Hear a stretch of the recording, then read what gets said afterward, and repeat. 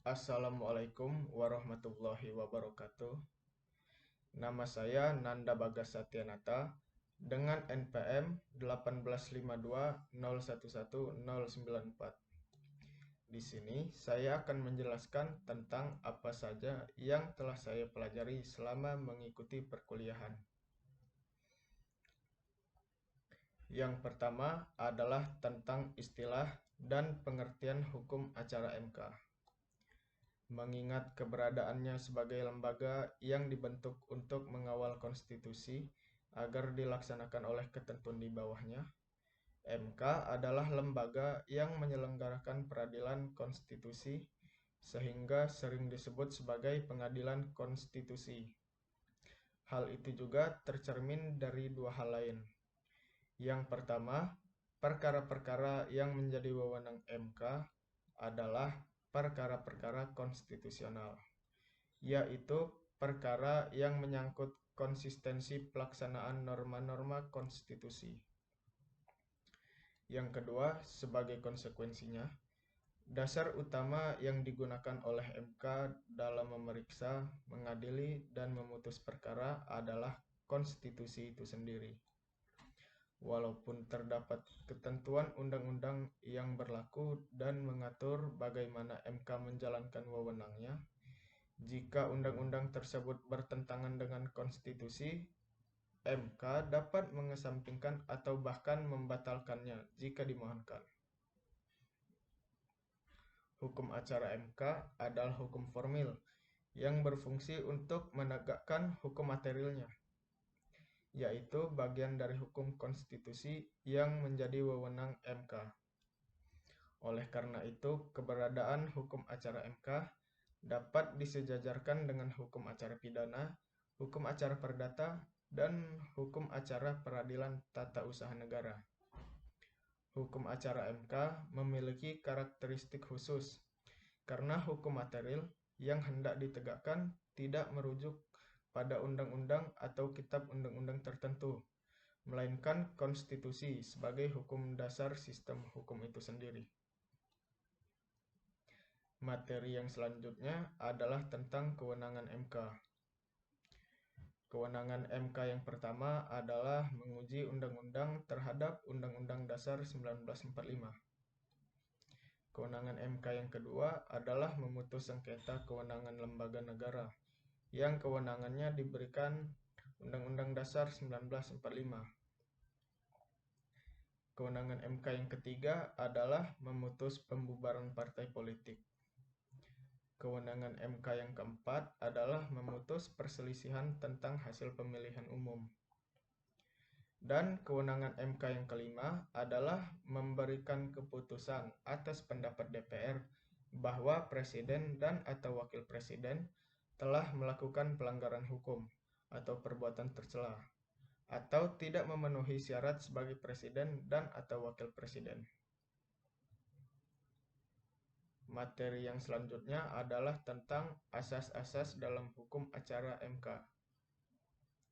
Asas yang pertama adalah asas ius curia novit, yaitu bahwa pengadilan tidak boleh menolak untuk memeriksa, mengadili, dan memutus suatu perkara yang diajukan dengan dalih bahwa hukum tidak ada atau kurang jelas. Sebaliknya, hakim harus memeriksa dan mengadilinya. Asas tersebut juga ditegaskan dalam pasal 16 Undang-Undang Kekuasaan Kehakiman. Asas ini berlaku dalam peradilan MK yang menjadi wewenang MK sepanjang masih dalam batas wewenang MK yang telah diberikan secara limitatif oleh Undang-Undang Dasar 1945. Asas yang kedua adalah asas persidangan terbuka untuk umum. Persidangan terbuka untuk umum dimaksudkan agar proses persidangan dapat diikuti oleh publik, sehingga hakim dalam memutus perkara akan objektif berdasarkan alat bukti dan argumentasi yang dikemukakan di dalam persidangan. Melalui persidangan yang terbuka untuk umum, publik juga dapat menilai dan pada akhirnya menerima putusan hakim. Asas yang ketiga adalah asas independen dan imparsial.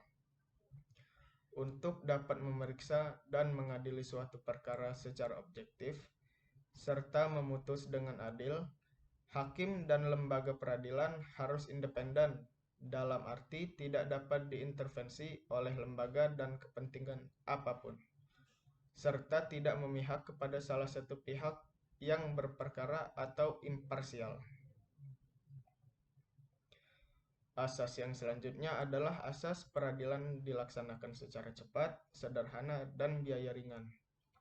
Prinsip ini sangat terkait dengan upaya mewujudkan salah satu unsur negara hukum, yaitu equality before the law.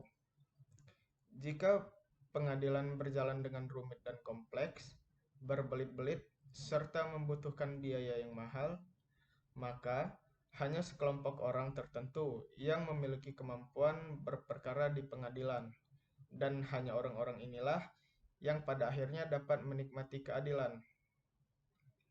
Asas yang selanjutnya adalah asas hak untuk didengar secara seimbang.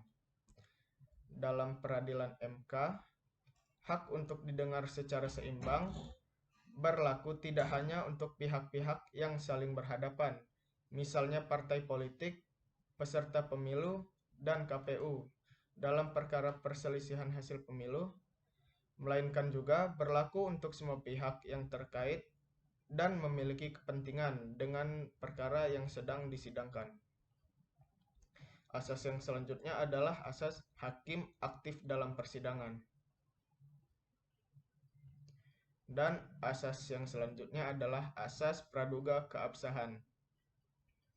Berdasarkan asas ini, semua tindakan penguasa, baik berupa produk hukum maupun tindakan konkret, harus dianggap sah sampai ada pembatalan.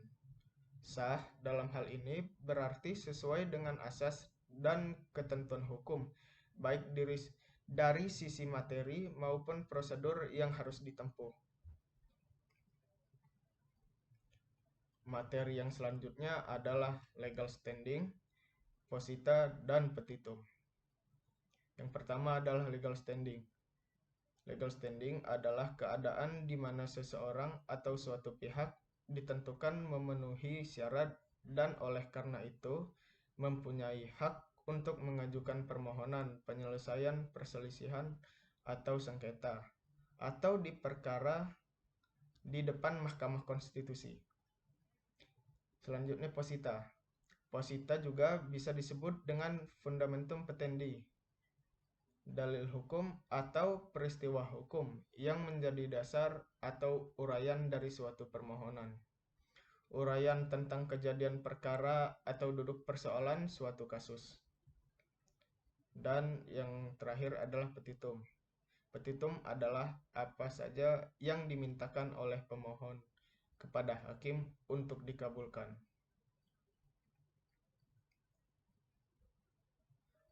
Dan yang selanjutnya saya akan menjawab dua pertanyaan yang telah diberikan. Pertanyaan pertama adalah tentang kelemahan dan kelebihan argumentasi hukum dalam permohonan yang kelompok saya susun. Yang pertama adalah kelebihan. Kelebihan yang pertama adalah pemohon mempunyai hak konstitusional yang diberikan oleh Undang-Undang Dasar 1945, yang mana hak-hak tersebut telah berpotensi untuk dilanggar dengan keberadaan pasal 26 ayat 2, yang mana hak-hak tersebut adalah sebagai berikut. Warga negara berhak untuk mendapatkan lingkungan hidup yang baik dan sehat, sebagaimana termaktub dalam pasal 28H ayat 1, yang berbunyi, setiap orang berhak hidup sejahtera lahir dan batin, bertempat tinggal, dan mendapatkan lingkungan yang baik dan sehat, serta berhak memperoleh pelayanan kesehatan. Yang kedua adalah pemohon 1 sampai dengan 8 sebagai warga negara Indonesia merasa hak konstitusionalnya untuk mendapatkan kepastian hukum dan memperoleh kesempatan untuk ikut serta dalam proses penerbitan AMDAL, terlebih lagi bagi pemerhati lingkungan telah dilanggar.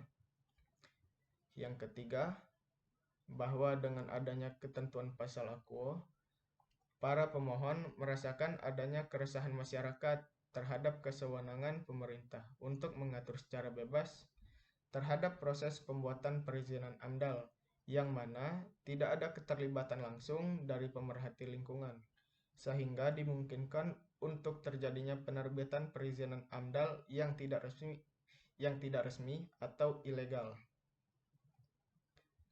Yang keempat, secara bersama-sama, para pemohon mengalami kerugian konstitusional atas berlakunya pasal tersebut. Karena dengan berlakunya pasal tersebut, memberikan kewenangan bagi pemerintah untuk sewaktu-waktu menyusun dokumen AMDAL tersebut.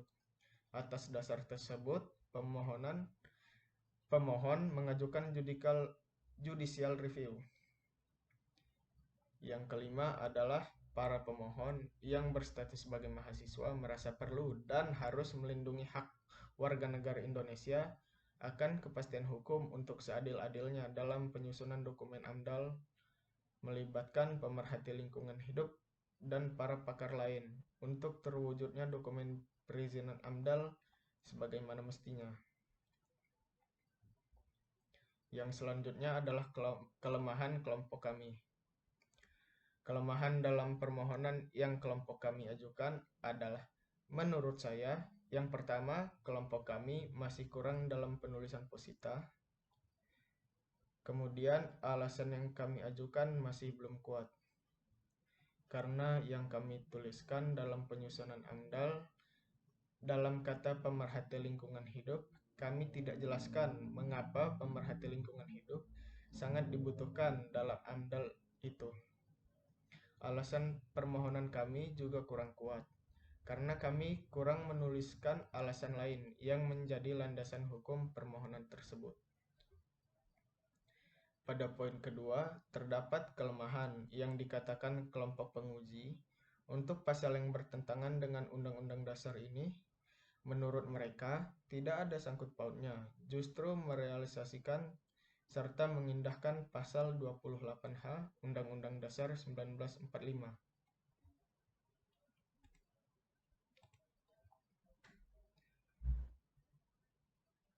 Bagian kedua adalah jika kelompok saya diberikan kesempatan kedua untuk mengajukan permohonan pengujian pasal atas undang-undang terhadap Undang-Undang Dasar, maka legal standing yang kami ajukan sudah cukup kuat. Yang pertama adalah pengakuan hak setiap warga negara Indonesia untuk mengajukan permohonan pengujian undang-undang terhadap Undang-Undang Dasar Negara Republik Indonesia merupakan salah satu indikator perkembangan ketatanegaraan yang positif, merefleksikan adanya kemajuan bagi penguatan prinsip negara hukum. Yang kedua, Pasal 52 Ayat 1 Undang-Undang Mahkamah Konstitusi yang berbunyi, pemohon adalah pihak yang menganggap hak dan atau kewenangan konstitusionalnya dirugikan oleh berlakunya undang-undang, yaitu perorangan warga negara, kesatuan masyarakat hukum adat sepanjang masih hidup dan sesuai dengan perkembangan masyarakat dan prinsip negara kesatuan Republik Indonesia yang diatur dalam undang-undang, badan hukum publik atau privat, dan lembaga negara. Selanjutnya, penjelasan pasal 51 ayat 1 menyatakan, yaitu dimaksud dengan hak konstitusional dan hak yang diatur dalam Undang-Undang Dasar Negara Republik Indonesia tahun 1945.